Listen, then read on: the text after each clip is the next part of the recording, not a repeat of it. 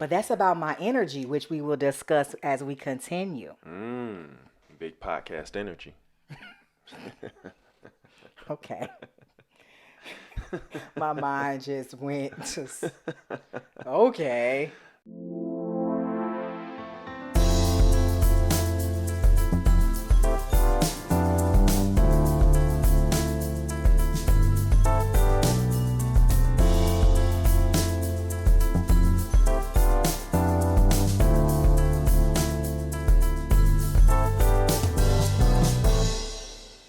Gotta hype myself up, man. It's early. I'm Turn tired. down for what? I'm tired. You're supposed to be a morning person. No, I'm not. I'm supposed to be a get enough adequate sleep person. If I get adequate sleep, I can be a morning, noon, and night person. But I am not running on adequate sleep. Yeah, but you're supposed to be the person that can only record the podcast in the morning. Oh yeah, that's true. But that's about my energy, which we will discuss as we continue. Big podcast energy. Okay. My mind just went to, okay. All right. All right. Welcome. Welcome to the Good and Well Soul Podcast. Were you about to say it? I think I was. I don't know what I was doing. Okay. Welcome to the Good and Well Soul Podcast. I'm Kim. I'm Dishon. Thanks for joining us on this journey to physical, emotional, mental, and spiritual wellness. Welcome back, episode 4. 4. We're really doing this. Yeah. 4 episodes in. 4 episodes. That's like almost time for like a mid-season break. You know how the shows do nowadays? No? Too early? Yeah. Okay. No breaks? No Okay. breaks. No All breaks. So what are we talking about today? Personality. Personality? Yeah, I just knew you were going to introduce it because you know you have your little fly. I do. I already know you probably I've got see. something. I've got something. I'm not sure if... Oh my goodness. Go ahead. What you got? You want to know what I came up with for the title? What you got? You know I'm clearing my voice, right? I don't know, but go ahead and say the title. Fall for your type. I always fall for your type. No wonder you were clearing I had to clear my throat for that one. You were practicing there, weren't you? I was going to do it a practicing. little bit higher, but that's just how it naturally came out being so early in the morning. That's good. Yeah. Okay. Yeah, shout out to Jamie Foxx and Drake. Drizzy. All right, so we're talking about personality types today. I enjoy discussing personality types. Do you? I do. I really do. I like to learn and find out more about people, and I love to be introspective and find out more about myself. So this is just a fun topic for me. It's kind of nerdy. I've been kind of nerding out a little bit, but that's what I do. That is what you do. That's me. So which saying do you believe in more? Opposites attract or birds of a feather flock together? You asking me or them? I'm asking you. Oh, okay. You right here. I thought maybe you might have been asking Y'all can them. tell me too which one you believe in more, but I'm asking you. Opposites attract, birds of a feather. Opposites attract. I believe both of them because I feel like opposites attract. I feel like we are very opposite in a lot of ways, but I feel like we are definitely birds of a feather in a lot of ways too. I think personality-wise, we're opposites. I feel like in terms of things that we like to do, we're birds of a feather. Isn't that interesting?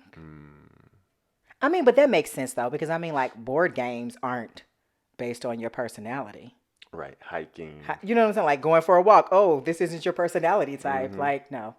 So I guess that makes sense. Okay, which do I believe is more true? Birds of a feather flock together or opposites attract? I think in relationships, for some reason, I feel like I see opposites attract more. That's just what I see. And then I think with friendships, I see more birds of a feather flock together. So I'm not sure. I definitely know that's true for my relationship. And then I think with my friends, those of us that are Well, I don't know because I feel like Mel is like a My girl twin version sister. of you. Yep. And that's my bestie since like ninth grade. So, or was it sophomore year? I think me and Mel really clicked the sophomore year. But anywho, so I guess I can say both like you. Do you know that Paula Abdul song? No, probably not. We come together 'cause opposites attract. Yeah, I You don't don't know know that. that one? I did not know about Paula Abdul until The American Idol. American Idol. I was like, who is Shame on she? you. Why she got all of this clout? I'm She like, Psh. she was like in that whole era when Janet Jackson first came out. Yeah, no. Wow. You didn't get to listen to music in the Look, 90s though. I grew up in a saved and sanctified household. We weren't doing God that bless 'em. worldly stuff, listening to that Janet. We had the jukebox, so we was Wait, a real jukebox? no. The TV show jukebox. See, I don't nothing. What is Oh, this? God bless you. Was that on MTV? No, this was before MTV. So Oh, because I back in the couldn't do that day, either. jukebox was this channel. You would call in, and you would put in a code. Every song had a code, and you would put in the code, and they would play the video for your song. Except you had to have cable for jukebox. So like at first, I think our jukebox was kind of bootleg. It was scrambled, but you could still hear the music even though you couldn't see the video. So You didn't have to have money? you had to have money to request the songs. So Oh. I never got to request songs, That's but I where would I'm. be watching it. I'm like, when did you have money to request these songs? I never requested songs. Nah, Okay. I don't even think I was able to reach the phone back then. But I So sure you was were watching. listening to Oh yeah, jukebox and watching these I videos was before you watching could. the jukebox videos. That's another And episode. the jukebox videos. If I remember, jukebox was juking. Okay, so Chicago. Was this all genres of music? This is off topic, but I just need to know. I definitely remember R&B and hip hop, and I remember some rock songs. I got into rock back then, so this had to be like third grade because it was before we moved out the city. Third grade. Yeah, I was like listening to Guns N' Roses, Smashing Pumpkins. Okay, that's hilarious. I Yeah. don't even know how we got there. Opposite track, Paul Abdul. Yeah. Okay. So anyway, thank you for following us down our Yeah. little. Thanks, guys. All right. So why do you think it's important for us to know our own personality type? Like, why should you know your personality type? I think the first one, just based off that first category, which we'll get to it, but just knowing where your energy comes from. For me, I feel like that's important to know, just so you don't find yourself in environments all the time where you're being drained and drained and drained, and you're like, I don't want to be here. I hate this place. So finding ways to recognize this is what charges me, this is what drains me, and trying to balance it all. So accepting who you are. So Yes. knowing yourself and being able to accept yourself. That's the reason why you felt. That's one of the reasons why Yeah. you feel like it's important. Oh, yeah, I definitely agree with that. I think self-acceptance is huge. And in order for us to really I've said this before, in order for you to really show up authentically, like you have to know who you are. Like, who are you bringing to the table? If you don't even know who you are, how are you being authentic? Yeah. I think another reason why we need to know our own personality types is because of conflict. You want to be able to navigate conflict in a healthy way. And I think knowing who you are and understanding kind of what pushes your buttons or the way you naturally would respond to something is helpful as well in conflict. So folks don't run up, get done up. If you beefing, I got you. Definitely in a workplace too. I feel like. Absolutely. That's what I was just thinking. Yeah, go ahead. No, I was just thinking, particularly, so I supervise 7 people, and I have got the mixed bag of personalities. I'm trying to think what I want to say because who knows? Maybe my team might watch the podcast someday. But you guys Don't say are nothing to get you a fired. lovely group of people from all walks of life, and we all just have to flow with each other in different ways. And some people are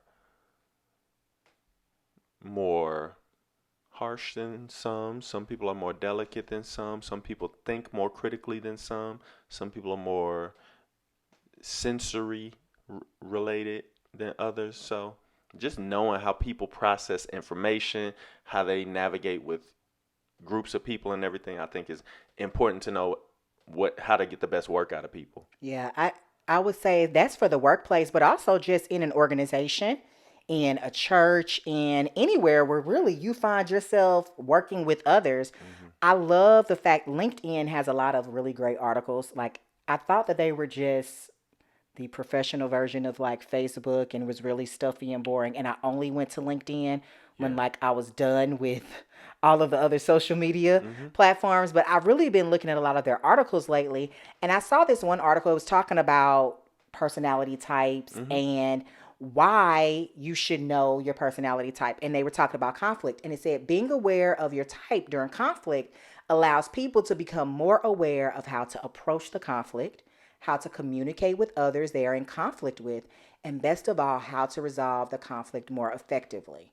So, this was an article about the importance of understanding personality type in the workplace, and we can put that in the notes Hmm. for this podcast if you're interested in reading it. But it came out in like 2016, and I thought that that was just really good because a lot of times we don't think about if we know our personality type, that can help us navigate conflict in a much healthier way. Absolutely. Absolutely. Yeah. Yeah. I don't even know if there's much more to say to that. My stomach might grumble because I'm really hungry and I didn't eat and it's early. Yeah. I don't think that has to do with my personality type, but I'm starving. Yeah. Okay, another reason why personality types are important are for helping us to establish healthy boundaries. Hmm. Okay. I I think I think might that, need you to elaborate on that one for sure. me. So I kind of feel like something you were saying earlier, and I said it was a little bit about self acceptance, but I think this can go under personality, or excuse me, healthy boundaries as well. Knowing when you're at your limit so you don't push yourself. I think for me, I can make myself feel bad for, oh, well, I can't do this or I can't do that. And it's like, well, really, it's about kind of like I've had my limit. I'm at Hmm. my limit and I need to draw a line here. I need to create a boundary to help me be the most healthy and responsible self I can be for myself and then too for my family. Mm. Yeah. I'm not sure how that applies to me, because we haven't shared what our personality types are yet. But I don't find that I'm necessarily in situations where I'm like people are forcing this on me. I think it's just responsibility makes me have to do certain things, and I'm like I don't know if I feel like doing this anymore. I feel like doing something else. So I always joke with people that I have undiagnosed ADHD, but maybe it's just my personality more so than me having something going on that's not really diagnosed. Or even just like creating healthy boundaries. So I'm thinking back to the workplace, with your personality type, because you're more of a fun loving person, easygoing, rah rah guy, you might need to say, okay, hey, I'm at this meeting. I cannot bring that particular part right now. Like there's a space for that, Mm-hmm. absolutely. And I can show up and be myself, but I might need to create a boundary where during the time where we're going through the agenda or where we're trying to problem solve this or whatever the case may be, maybe I need to sprinkle that in instead of water hose it in. Mm. So that may be a way Yeah, well, for creating a boundary. you know me. Sometimes I throw in the small talk when So every time we schedule a class, yeah, I got to make these phone calls to people, and to me, it wouldn't be fun if I'm just calling saying, "Hey, what day can you come do class? What day can you come teach your part?" No, I'm chopping it up with people. So, hey, what's going? Oh, how's it going over at the facility? What they doing over there? They treating you okay? All right, that's good. You read anything good lately? Okay, that's good. All right, good talking to you. And I would be on the phone like, look, what class do you need me to do and when? Can you schedule this, please? Matter of fact, don't even call me. Send me a Oh my lord. Google Calendar request and I will approve it. Yeah, well, the state of Missouri blocked that Google. They Well, don't want no whatever, parts of it. Outlook. But the point Yeah, remains, that's just another kind of difference. difference. Mm-hmm. But Okay. okay. And I think, though, I appreciate that about you. Like, I think when we're talking about learning personality types, it's also important because we need to know how to appreciate other people. So for me, I might prefer you to just calendar request me, but then you might call thinking about, in a work situation or beyond that, and have that little 4 or 5 minute conversation. And I actually might feel like, I got something out of it. So I appreciate that about you and that you can bring that to the table. Yeah. Thank you, honey. You're welcome. So I know that with this, we're going to really talk about the Myers Briggs. So that's the personality type that we want to focus on today. But I feel like part of knowing your personality and part of appreciating others, um, I really started to appreciate others' differences and personalities mostly not because of Myers Briggs, but because of Strengths Finders. So, of course, I went to my bookshelf. This book, I hope people can see it. This book is amazing. I love this book. Like, I just feel like this book helped me to really value not just myself, but value other people. And it helped me to identify my natural talent and then not so much focus on maybe those traits that I have that are not my strongest, my weakest, if you will.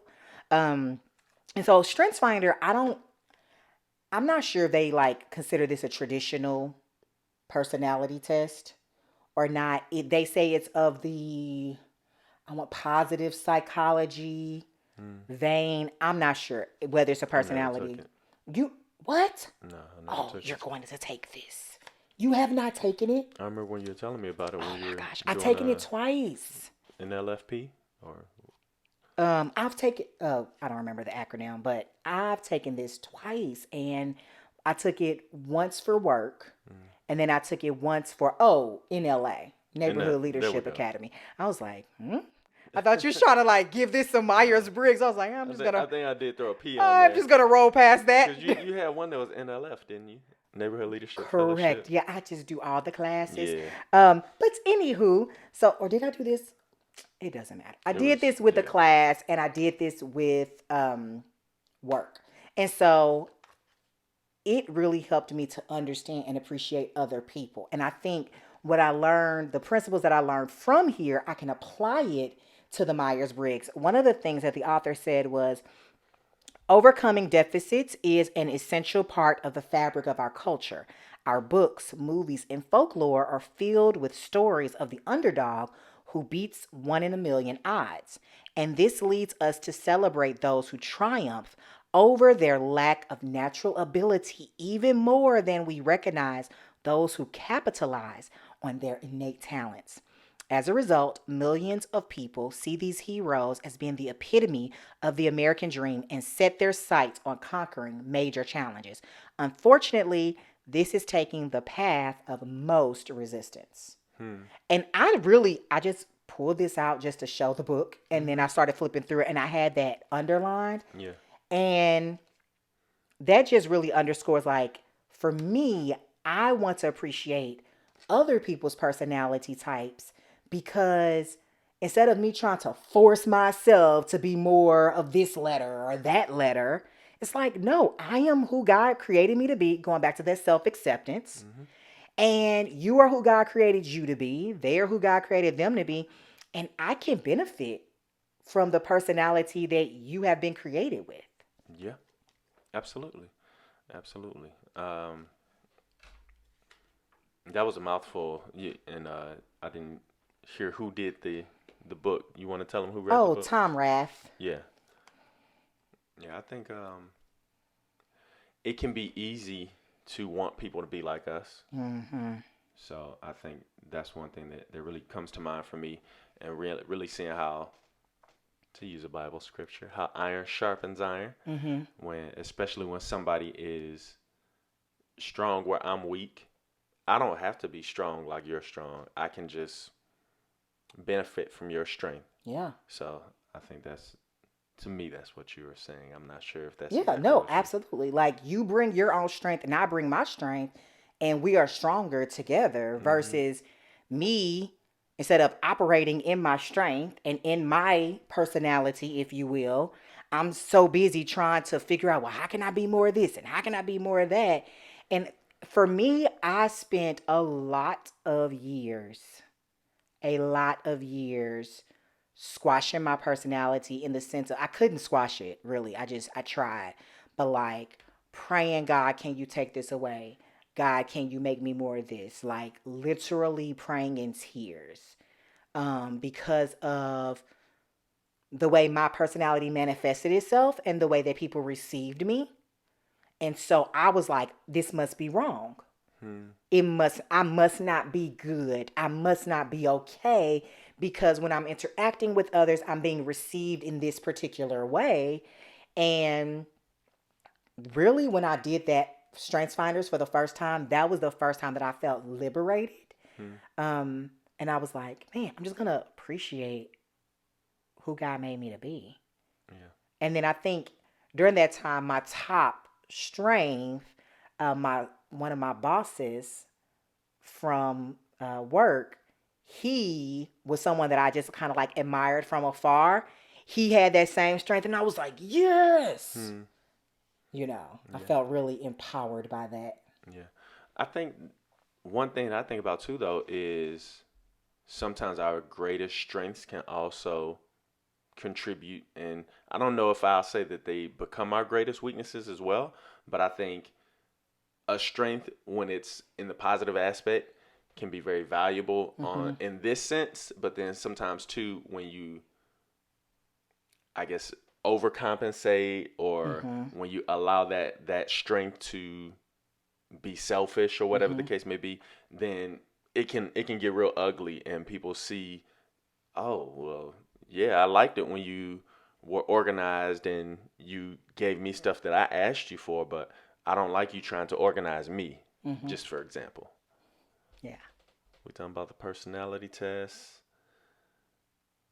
The Myers Briggs was the one that we most recently took, and we've taken other personality tests in terms of conflict, and I almost thought it might be cool to talk about other assessments too. Yeah, I did. I was looking at different assessments, but I thought, for the time. No, not today. I Oh, mean, okay. like we could do an Let's just stick with assessment one. series. Yeah. Yeah. But Myers Briggs, I think, is the one that's most widely known. It's been around for a minute. The first time I took a Myers Briggs test, I remember I had gotten this job. Was okay, so I don't know if I was in college or if it was after college. It must have been after college, because knowing my Myers Briggs surely would have helped me while I was in college. Lord, I could think of multiple occasions I was struggling. But I had this little job at this, probably one of those colleges that are now closed. I don't even want to say the name Wow. of it.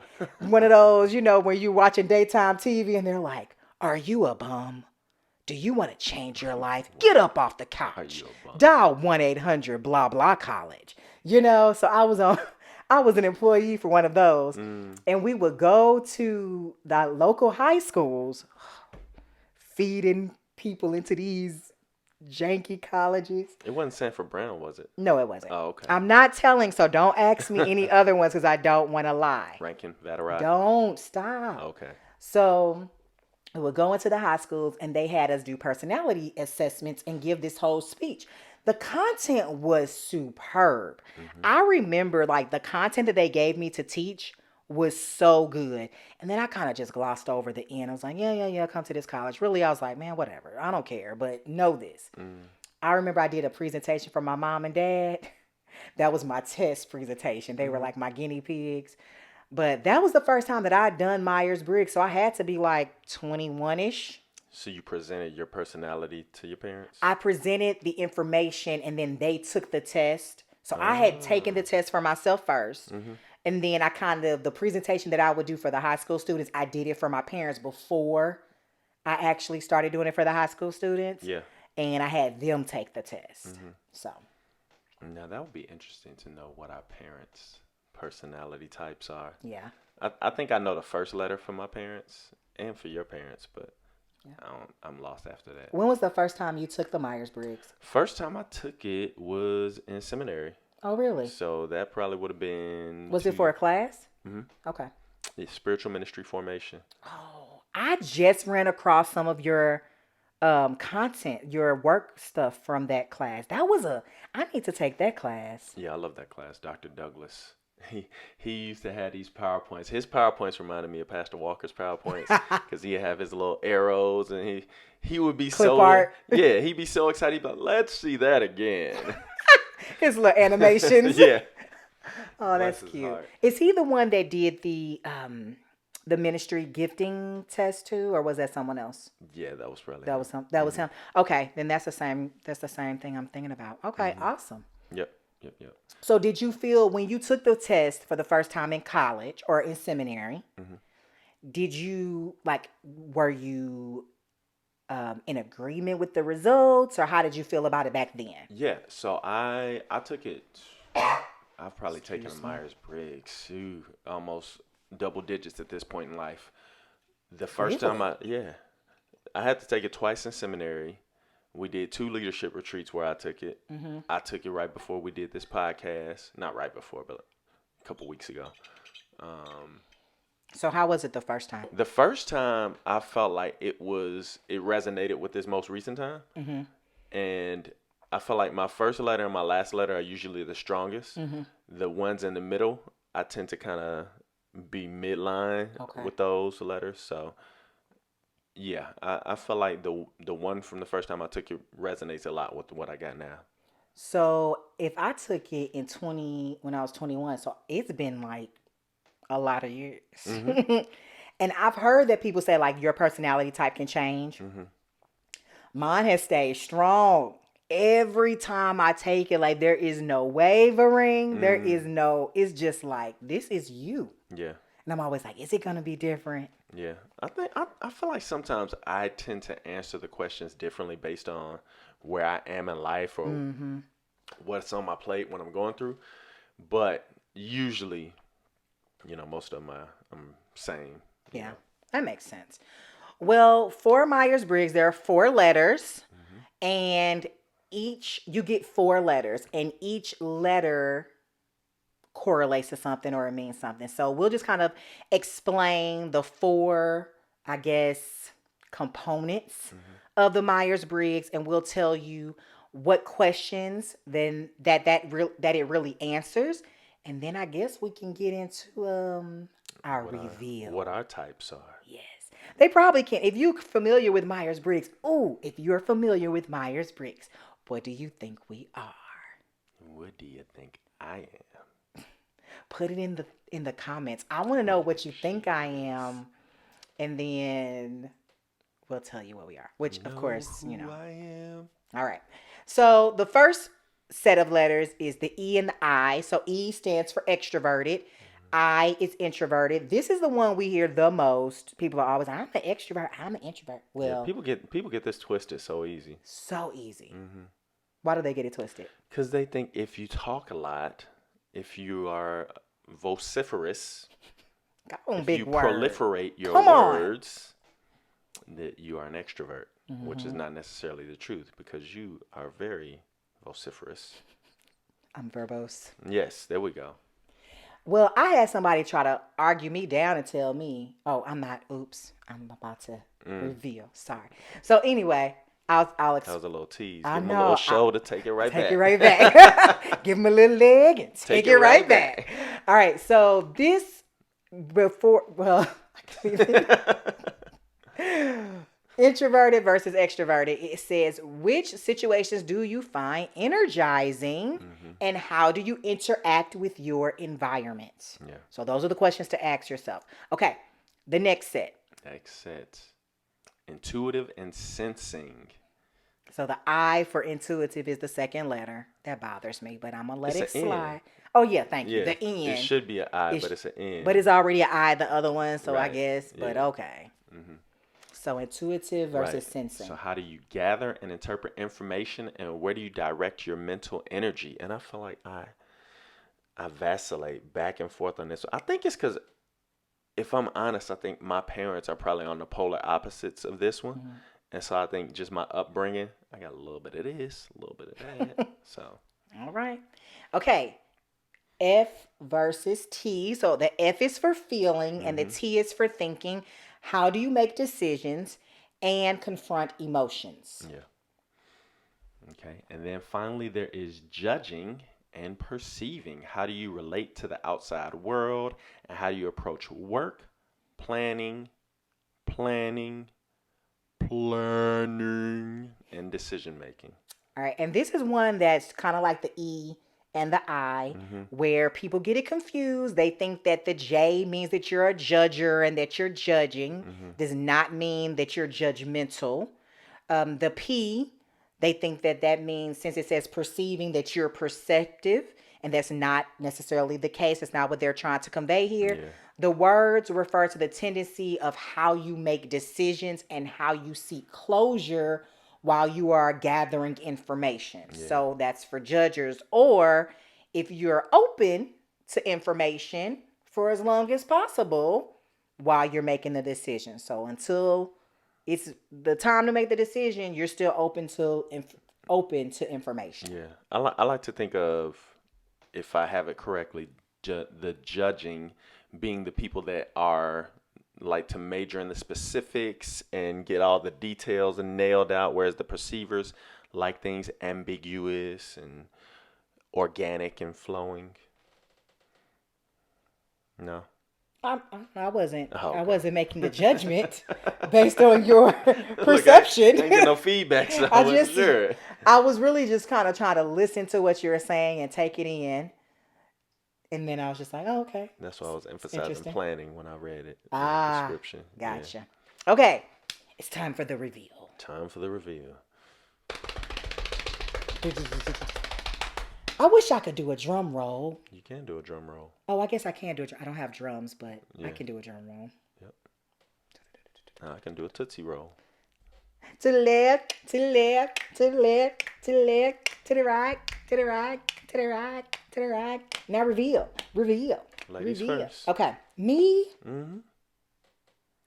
I wouldn't be a gentleman if I went first.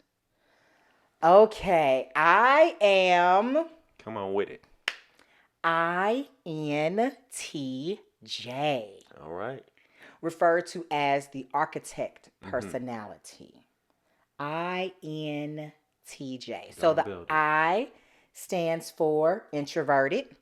The N stands for intuitive. The T, thinking, and the J, judging. INTJ. All right. Do you want me to say anything else about it, or do you want to just do yours and then we'll talk about it, or how you want to do that? Oh, go. Do you have it pulled up where they can tell what famous people are? Yeah, I was going to do that later, though. You're going to do that? Yeah. Okay. All right. Well, I can give mine. My reveal. Wait, should I give the summary, though? Sure. Okay. So, for INTJ, it says, and this is just like a small little capsule of, you got yours pulled up? I believe so. There you go. Okay, so it says, it can be lonely at the top, one of the rarest personality types, and one of the most capable. Architects, INTJs, know this all too well. Rational and quick-witted. I said quick-witted. I'm like, oh, I put my little spin on it, and I'm quick-witted, okay? Rational and quick-witted. See, that was that quick wit. Architects may struggle to find people who can keep up with their nonstop analysis of everything around them. I knew you were about to. I feel that all in my spirit. I knew you were about to go there. Hey! All on point. What's yours? I might have to have a praise break. You feel like you... Yes, that resonated. That someone feels my pain. Deep down. No, ain't no pain. Okay, I'm that just was a saying, test. I see you. Aw. You see me in the future. I see you. And I look much better. Okay, come on. There's a little swoop for y'all if y'all don't know. My personality type. Do I get a drum roll? Oh. Is ENFP. So that E stands for extroverted, the N stands for intuitive, The F stands for feeling, and the P stands for perceiving. So they describe my personality type as the campaigner. So the campaigner personality is a true free spirit. They are often the life of the party. But unlike types in the explorer role group, campaigners are less interested in the sheer excitement and pleasure of the moment than they are enjoying the social and emotional connections they make with others. That is so you. Charming, independent, energetic, and compassionate. The 7%, I'm a 7%er. That's funny. Something else I read said you were 14%. Don't believe it. I'm 7%. I'm unique. Oh, 13%. I'm uniqua. The 7% of the population that they comprise can certainly be felt in any crowd. You feel me? This other little snippet I read said that they gave like little names, not like the campaigner and the architect. It said yours is you could only go around once in life. YOLO. Fun-loving and action-oriented with friendly common sense towards others. Is that you? That is me. It said mine is life's independent thinkers. Purposeful and driven, bringing determination and high standards to accomplishments. Yeah, that is you. Well, that's us. This As is you us. can see, we are almost the polar opposites. The only letter that we had in the same was N. You had an N? Yeah. INTJ. You are ENFP. FP. All right. So intuitive. So that was the only one that we kind of had And mine is alike. borderline. The first time I took it, I was an ESFP. Oh, really? Yeah. One time I got a J, and when I took that one, I was like, man, that is not me. Nah. Yeah, I don't see that being you. So let's talk about our strengths and weaknesses Okay. as per the personality test. And then we can discuss if we think that they are spot on, or we could think if it's spot on for our significant other. Okay. Okay. You gonna talk about yours first, or you want me to? You can go first. My strengths is my hunger. My tummy just rumbled. No, That's a not one of my weakness. strengths. All right, come on. I'm driven now. My strengths are I'm warm and enthusiastic. Empathetic. That's hard to say because I think pathetic, but I'm not pathetic. I'm empathetic. That means I try to feel you. I'm empathetic and caring. So do you believe that all of these are true? Like, so these are just the strengths that they say for ENFP. This doesn't have to be you. Like, it's just, you know what I'm saying? Yeah. I feel like I'm caring. I feel like empathy. I'm working on it. You are working on it. Strong people skills, strong communication skills. I got them words, got them bars for y'all. And I'm saying, I mean, fun and spontaneous. That's definitely me. I'm so spontaneous. You can't even keep up with my spontaneity because it's so spontaneous. Highly creative. Then my weaknesses are that I need approval from others. Oh no. Do you agree with all of your strengths? Most of them, yeah. I think the warm, the enthusiasm, the people skills, the communication I definitely skills. feel like you're super creative too. Yeah.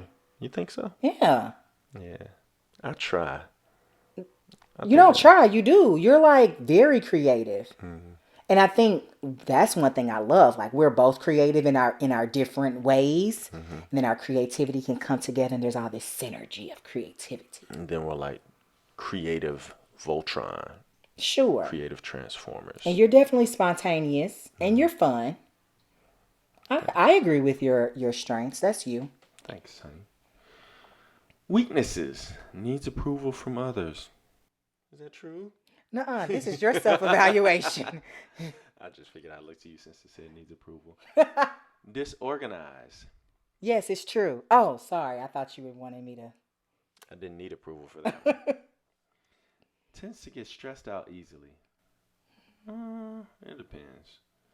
I think sometimes. If you would have asked me last week, I'd have been like, oh, yeah. But Yeah, you do, babe. no. I feel like in certain situations, I'd be laid back, like, okay, this is what we gonna do. But in other situations, I'd be like, what is we gonna do? Mm. Whatever. You'll get your turn to comment I on ain't mine. saying nothing when you get to yours. I'm just gonna be Okay, I'm gonna well, be emoji faces. okay, well, edit out my comment then. No, that's all right. It can be overly emotional. I'm emotional. See, I don't think that you're okay. Let me shut up. What? Go ahead. Well, I don't like when it says overly emotional. I think let's talk about that because you're not emotional in the same way that I am emotional. Oh no. You know what I'm saying? So, and people might interpret that emotional. So, when you say it can be overly emotional as a weakness, what do you think that that could mean for you? I'm not sure. I Or you could say this doesn't apply. In terms of weakness, I don't know that applies to me. I feel like my personality is to be even keel in terms of emotions. But I do love that Carl Thomas song, so I just had to throw it in there when I saw Yeah, it. when you started singing, I'm like, you taking that on like that's really you. That is No, not. I love Carl Thomas. He got me through a rough patch in high school.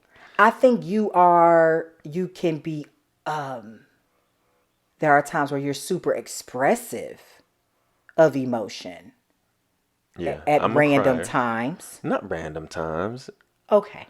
It's provoked. It's just you be like, oh, we're going there. No, I mean, in a sense of, we'll be sitting there chilling, and I'll be thinking that you're going to respond to something in your normal, even keel manner, because that is how you typically respond. And all of a sudden, you'll be like, "Oh, come on, man!" I'll be like, "What happened?" A bee flew over here. I'll be like, "What?" Uh-uh. Or it could be something. I'm just saying it's something minor, and you'll have an outburst, and I'll just be completely shocked because I'm always outbursting. Okay, I'm going to You outburst, are and then you're normally just bursting like out. do do do, and then you can just have these overly emotional displays when they may not necessarily match what's happening at the time. The last one I can remember, it matched, and you didn't feel like it matched. It Well, was okay, what was it it? was Tell me. hilarious. We were downstairs in the dining room, and there was like this herd of deer or whatever you call a bunch of deer, and I was like, oh, deer, and you like, what? Yeah, you were flipping out. And I think it was because we were in the middle of like a conversation or something was going on. And then you just started going. And I'm like spazzing over these They were deer. so majestic. But we see them all the time. I Like know. I'm not insensitive to the beauty and the majesty of the deer. But I did feel like you just completely like ramped up out of nowhere. And I'm like, what? You could have just been like, oh, look at the lovely deer But out. they were gone so fast. I had to get your attention. They were It moving. was so extra. But I don't know. I don't think that's necessarily a weakness anyway. Yeah. I just think it's just kind of a Um. fun little quirk that you do. Right. The last two are overthinks. I definitely overthink. I suffer from analysis paralysis all the time. And then struggles to follow rules. That is definitely not me. I am a rule follower. I follow rules to a T.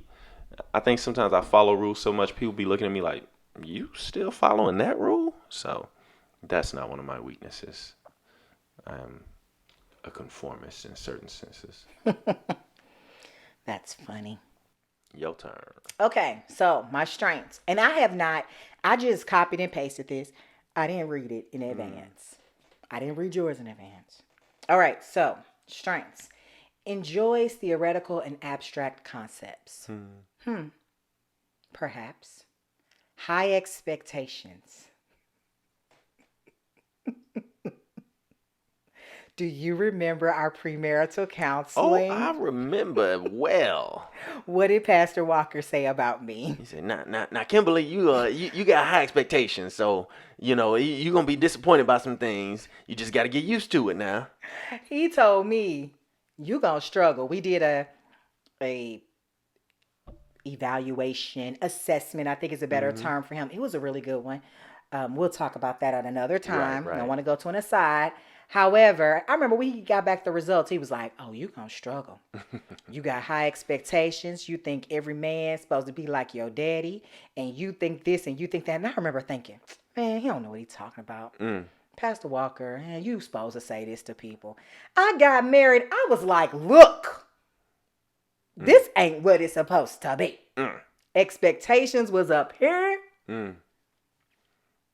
Yeah, I definitely have high expectations. And not just in marriage, just in life, in general. In life. I have high expectations. And the thing is, though, I have high expectations for myself. I felt like you were going to go there. I am, because I don't expect anyone to perform at this high level.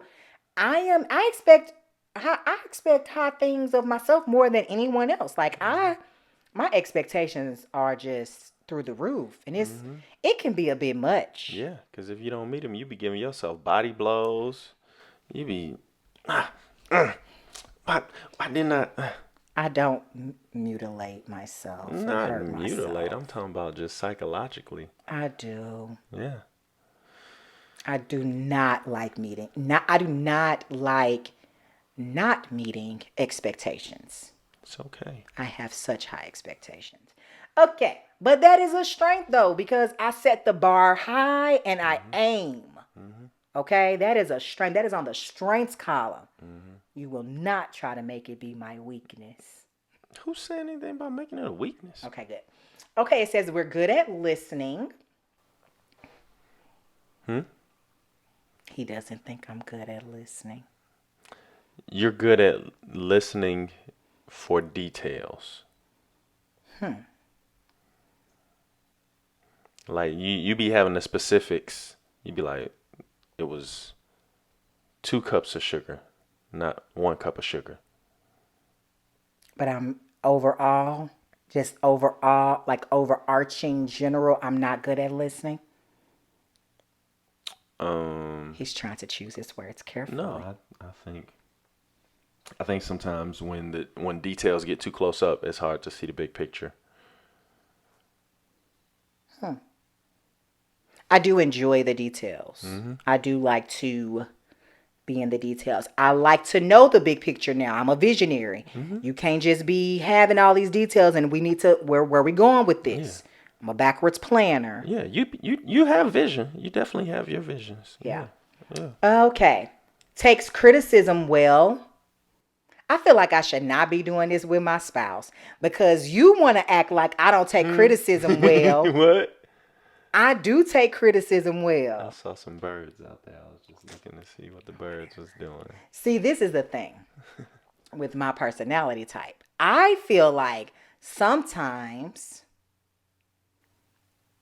people can be afraid to offer criticism and feedback.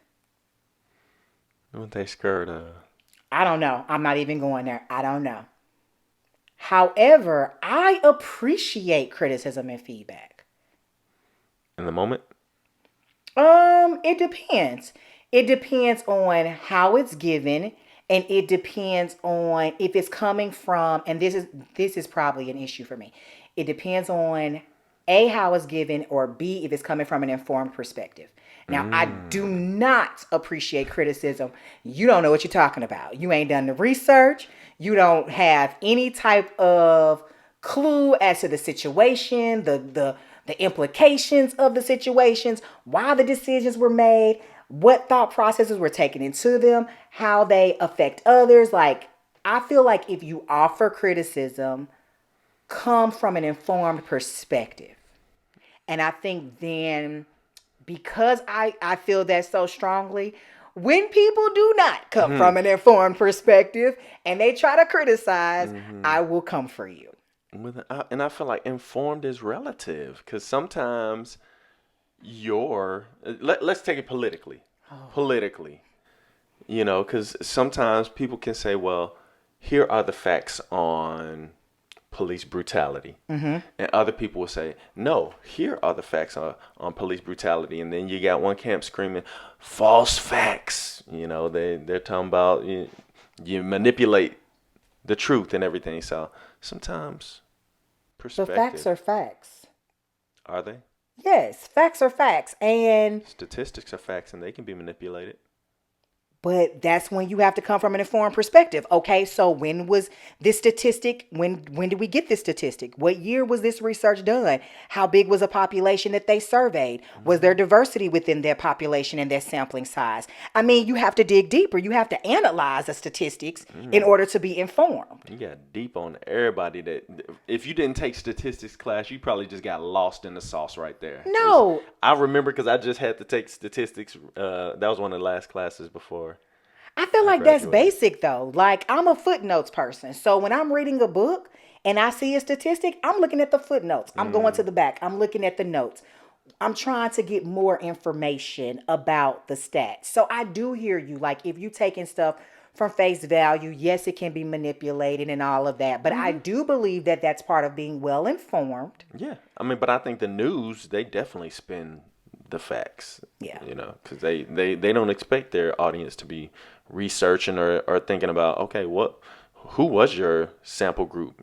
True. But to my point, I think that your responsibility to be well informed to me doesn't mean I looked at the news. Hmm. That's what. So I hear what you're saying when you're like it's relative. Like I am for the person that says, "Well, I looked at the news or I just read an article." Like, and the article was on like I can't even think of that website where anybody can just kind of upload something. Like to me, that's not. And I'm not talking about Wikipedia. I mean, Mm-hmm. I can't think of the name of that website, but they have some good stuff on there. But anybody can upload, you Mm-hmm. know. So that's just me. And I'm sure there are a plethora of examples of when I did Yeah. not take criticism well. Yeah. But I think for me, I prefer for it to come in a loving way and respectful way. You know, I'm my daddy's daughter now. You ain't gonna Mm-hmm. be out here disrespecting me, Mm-hmm. okay? And I like it to be a well informed perspective. Anyway, weaknesses. I'm gonna go through this. Now, see, this is number one. I think my whole conversation was just an example of this weakness. Can Mm-hmm. be overly analytical and judgmental. Hmm. That's me. Well. Like when you talk about analysis paralysis, I analyze everything. I analyze myself. I analyze the situations. I just overly analyze for sure. Very perfectionistic. Yeah, that's me too. Dislikes talking about emotions. Ooh, they read you. Really? Mercy. You think I dislike talking about Yes. emotions? Oh, you hate it. You hate it. Like you got to be ready. When I you're do. ready, then you'll be able to talk about it when you're in your zen place, your safe space. Like I'm guilty of the emotional vomiting, Yeah, but that's definitely true. yeah. Yeah. But it's like I appreciate emotions, but you're right. Like I don't be one to talk about it. Hmm. Sometimes I'll even say like, I can't go there right now. Just let me do what I gotta do. Hmm. So that's good. And I think that's why people keep telling me this is kind of like an aside, but I think people keep telling me as I'm dealing with grief, like make sure you take time to grieve. And I think they tell me that maybe because they're used to seeing me not necessarily talk openly Hmm. about emotions, Hmm. but I be grieving. Hmm. You do. I do. I take the time. Yeah, you grieve, but I guess do you talk I about it? right, exactly. Mm, Exactly. yeah. And then this is the biggest one. I think all of these weaknesses are mine. You got off on some of yours. These are all just me. Hmm. Can sometimes seem callous or insensitive. Well, I think that's true. yeah. And I love how it's worded though. Can seem Hmm. because I am not callous and I am not insensitive. I Hmm. am super sensitive. And what's the opposite of callous? Smooth. Soft. I don't know if that's the case, but I am definitely not that. Hmm. But the way I come across, kind of like when I was talking about earlier, I would pray, like, God, I don't want to be whatever. And it's like, because I am analytical and because I am to myself and Hmm. all of these things, like I can come across that way. And that's just not the truth. That doesn't really reveal how I feel or how I think or how I care about people. Yeah. So I like to think about it in the sense that you like things done a certain way, and you are more task oriented than people oriented. And so I was trying to think of a better of a better Oh, illustration, but since we just watched Dr. Dolittle last night, What? I can't help. No, I'm not about to say you're an animal, but you remember the scene where, and spoiler alert, if you haven't seen Dr. Dolittle, Robert Downey Jr., Better not which say I'm an animal. he's an ENFP like me, Iron Man. I am Iron Man. You're Dr. Dolittle. I.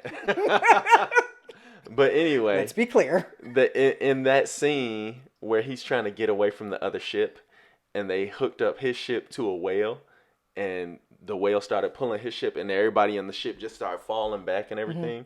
I feel like that's how it is when you can be more task oriented. It's like, okay, we gotta go, and That's a good everybody that's example. with you, they start falling back, and they're kind of like, whoa, where are we going? Like, oh, this Yeah. ride is bumpy. Yeah. Whereas me, like sometimes being people oriented, I'm like, okay, come on, guys. And we never quite kick it into gear because I'm still steady. Like, come on, let's go. I don't have time Let's- for that. We have an agenda. We got Yeah. things to do. Come on. Yeah. Oh man. But see, that is why it is so good for us to know who we are. Because I feel like because I am aware of that about myself, and I've had to fight this, I know now I have to set the stage for smoothing the ride. Yeah. So, for instance, one of the things I do if I'm having an agenda, I put in there an icebreaker question. I put in there at the beginning a devotion. Those are the things that I do to say, okay, Kim, let me focus on people. Let me ask people, hey, how was your day? For me, yeah, I have to write it down. I'm not going to naturally come in. I'm going to come in and say, let's get started on these tasks. But if I write it down, I think it helps me to be more appreciative of the people and to, I think, also show that I'm not callous or insensitive as well. Yeah. And I'll be breaking ice all day. I'll be like, yeah, okay. I love black people who, and at the end of the day, we'll be like, now what were we here for? Yeah, you will. Okay. Well, But- that was fun. I think one thing I learned from you, just in that, because I'm a hand holder, I feel like what I have learned from you is trying to help mobilize, particularly at work. I guess in the church too. Not feel like I always have to hold people's hand and say, okay, how can I get you in a position where you can do what you do better? Yeah. And it's not me having to usher you along to do it the whole way. Yeah, absolutely. I am all about empowering other people to be their best selves. Yeah, I definitely want individuals to recognize their strengths. I love it when people recognize their strengths. I love it when people are operating in their giftings. And I want to provide you with resources and tools to help you do that and to be that. And I'm going to celebrate you. Like, I celebrate people when they are doing that. So, absolutely. Power to the people. Do you feel like you've had challenges with other people due to your personality? When I'm not getting tasks done quickly enough. Other than that, people love me. So funny. I feel like that's one of the things that I wouldn't say I envy. I would say I guess just appreciate about you. Everybody, like that show Everybody Loves Raymond. That was true of my daddy, but everybody loves Dishon. Y'all just,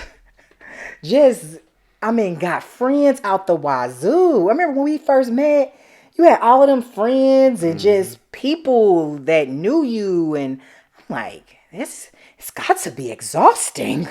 Nope, I loved it. I think too, I realized when I got married that I was a fellowship junkie. And I mean, we used to kick it. I mean, we would kick it so tough on the weekends.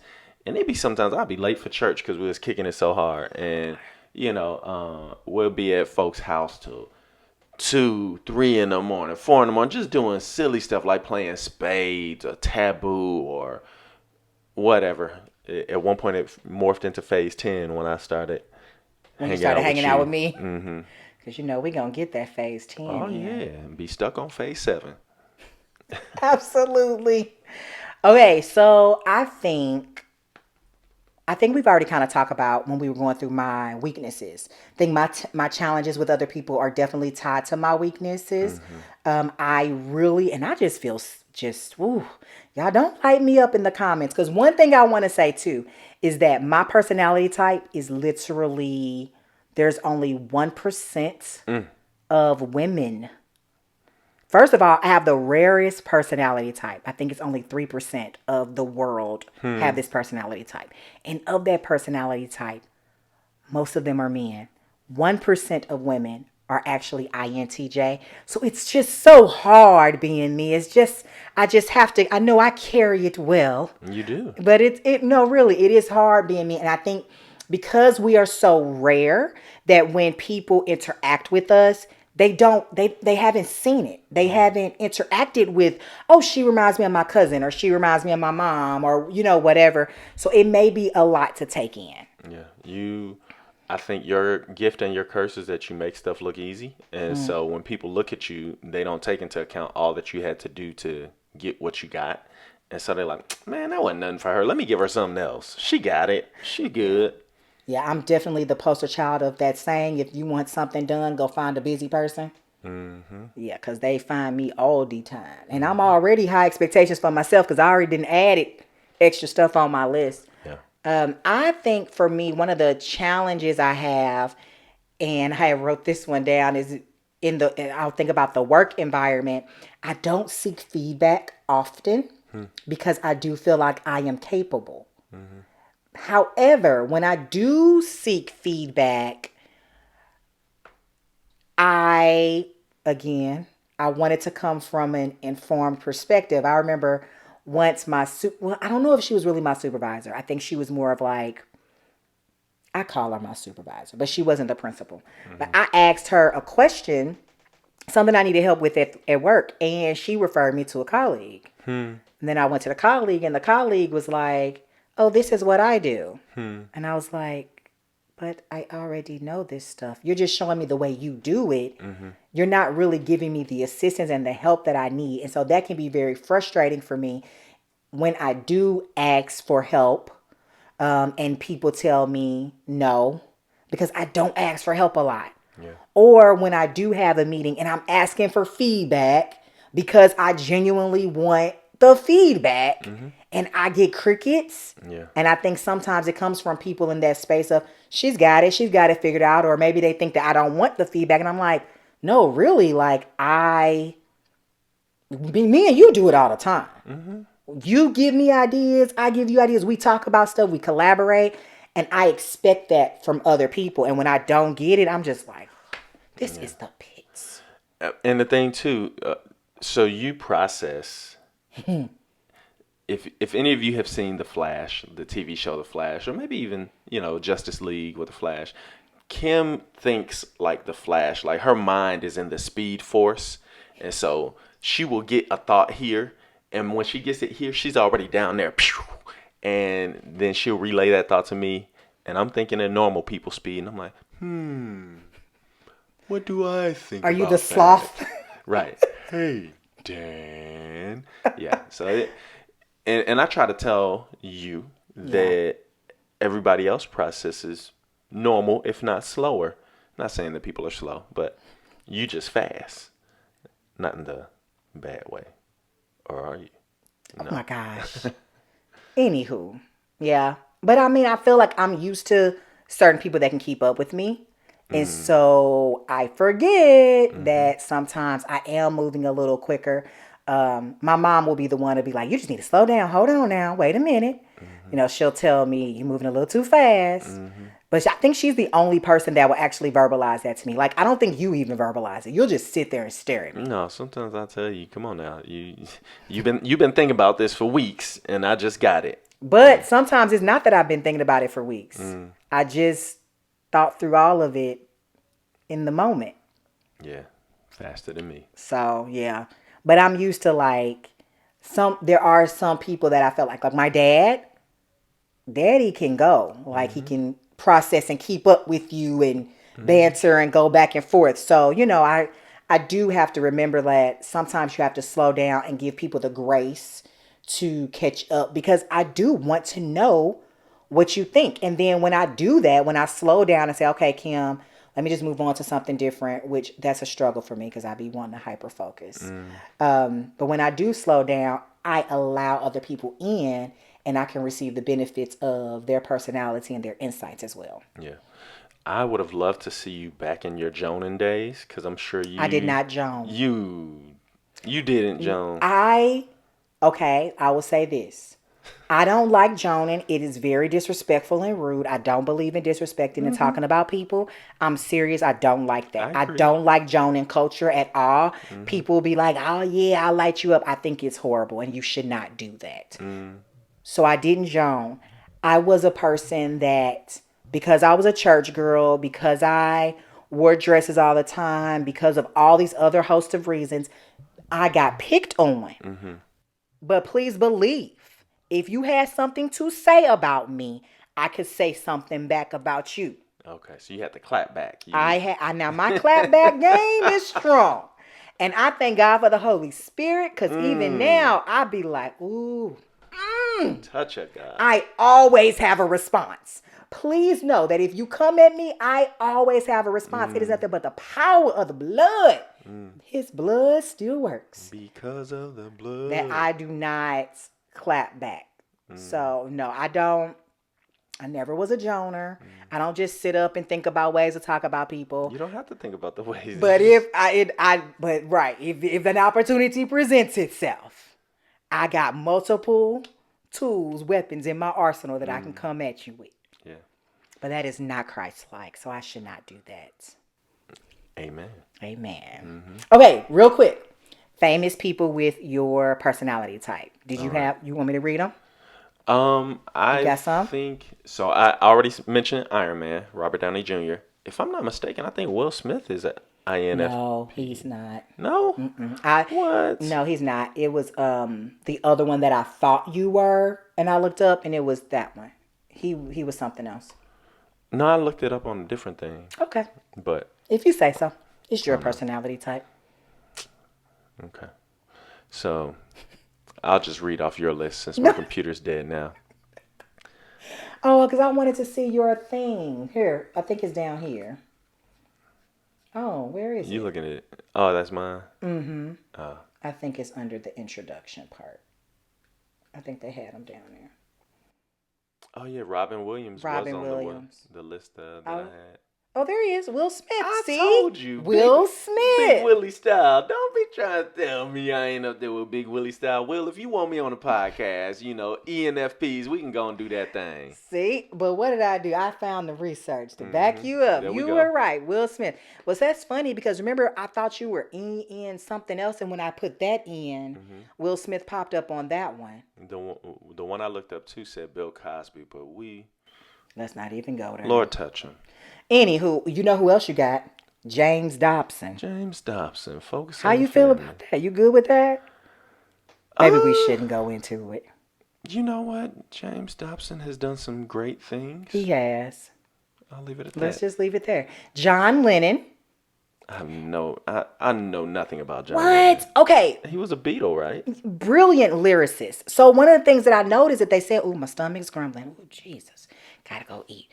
And we late to pick mom up. Oh. But one of the things I noticed that they were saying, the musicians that have your personality type or have very strong lyrics. Oh yeah. And I think that's you. Back in your heyday. Hey. Lyrically, you were strong. I still got the bar. And you still do. Come on, you do.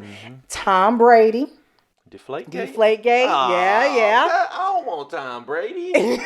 He is a champion, though. I mean, I guess so. He just won this past Super Bowl, I don't know. Right? Forget the Patriots. Is he still with the Patriots? No, he gone, right? He went to, who was it, Tampa Bay against? Who cares? Somebody. Forget him. Now, I like the non-real, the characters, the fictional characters. Willy Wonka. Come with me. And you'll You've been be. singing this whole You episode. know, my life is a musical. You didn't know that? Okay, no, I did not.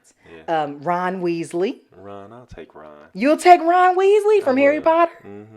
I can kind of see you being Ron Weasley, too. Hey, I ride with my folks. Ron was ride or die for Harry. He was. He was. He was ride or die. Yep. Yeah. Yep. And he always wanted to have fun, too. True story. He was always up for a good time, remember? Okay, so you did. I will put that for you. All right, so for me, I don't know how true this is, but what I read was, I'm just going to lead with this. I just looked at it. I'm just going to lead with this.